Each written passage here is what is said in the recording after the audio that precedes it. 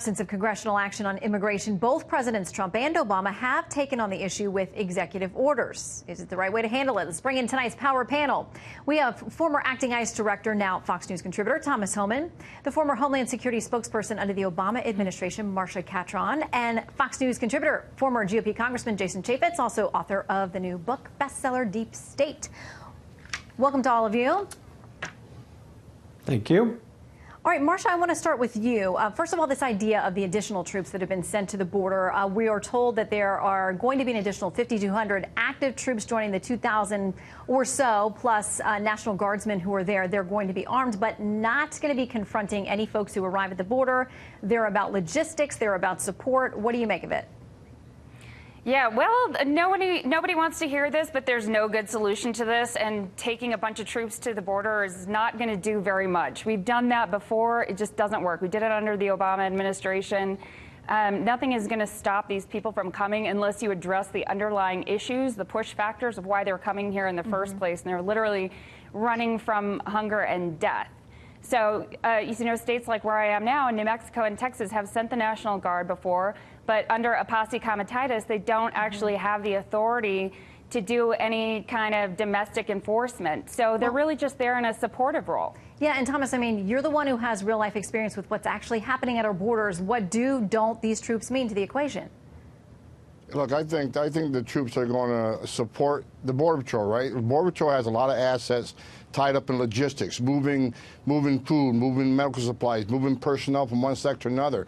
This is where the armed forces can take those jobs, and that's going to release the men and women from the Border Patrol to stand that front line and defend this nation. I think it's a good idea that the military is down there. I think they're going to be very useful to the Border Patrol.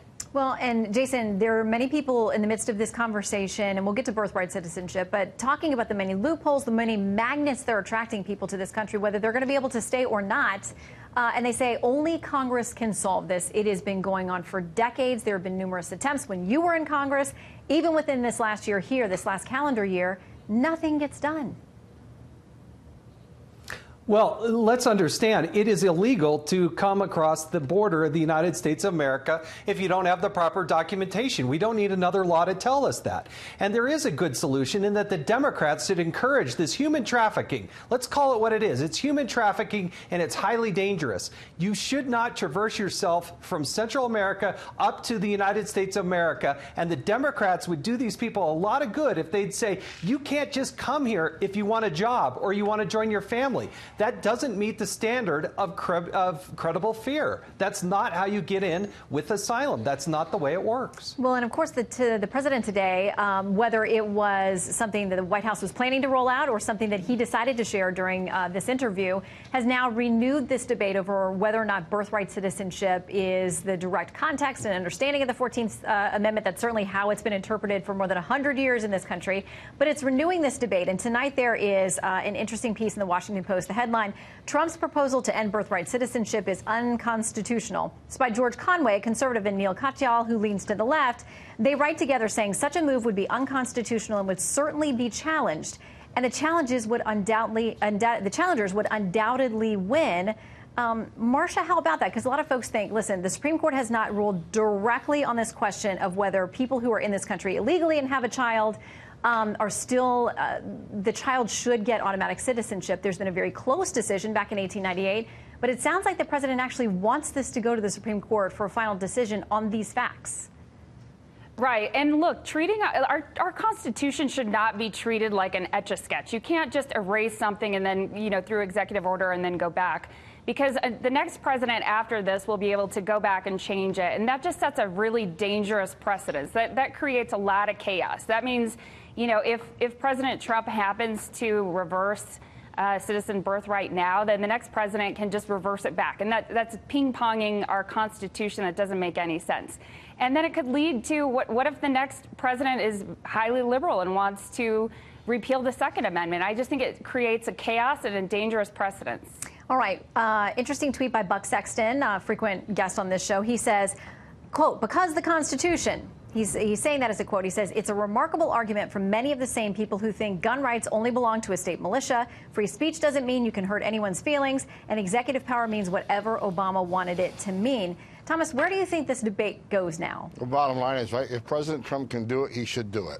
When I was in Border Patrol Academy back in 1984, they were teaching me how to enforce the law against those, as Jason Chaffetz says, violate the laws and enter this country illegally, which is a crime. At the same time, they're telling us about this birthright citizenship. I'm thinking, this is crazy. Look, this entices people to come to this country.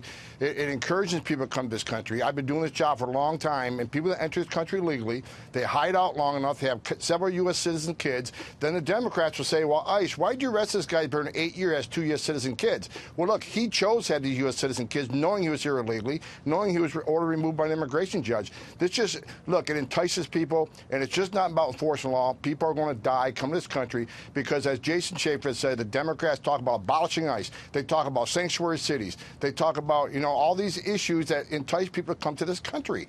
We got to stand by the rule of law, and that's what the president's doing, and I salute him for doing it. Well, this coming so close to the midterms, of course, a lot of folks today say it's purely political. Here is what Chicago Mayor Rahm Emanuel, and we're going to talk about some things going on in Chicago later on in the show. Here's his tweet. Please, I know election season catnip when I see it. The president doesn't have this authority, but he does have an interest in dividing the country and riling up his base. This is midterm election nonsense. Jason?